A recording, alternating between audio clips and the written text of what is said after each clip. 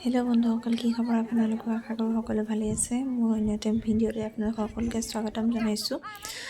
World record কৰিবৰ কাৰণে এপাকি দিহানাম প্ৰতিযোগিতা অনুষ্ঠিত কৰা হৈছিল শিৱসাগৰত। ৮,০০০ গৰাকীমান গোপিনী তাত দিহানাম গাবৰ কাৰণে গৈছিলে। মাহঁতো গৈছিলে। দেখিছেনে গোপিনীসকলে ইমান ধুনীয়াকৈ সাজ পোছাক পিন্ধি আহি পিনি তাত অত ৰ'দত এনেকৈ বহি দিহানাম গাব। কিমান সমূহ মহিলাই ইয়াত গোট খাইছিলে। ইমান ৰ'দত গৈ তেওঁলোকে অত কষ্ট কৰি এনেকৈ বহি দিহানাম গাবলৈ গৈছে। বিভিন্ন ঠাইৰ পৰা গোপিনীসকল আহি শিৱসাগৰত এনেকৈ গোট খাই দিহানাম গাবলৈ আহিছে। বহুত দূৰ দূৰণিৰ পৰাও কিছুমান লোক আহিছে।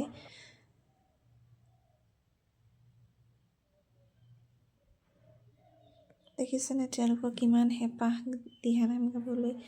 সেয়েহে অত দূৰ দূৰণিৰ পৰা মানুহ আহিছে।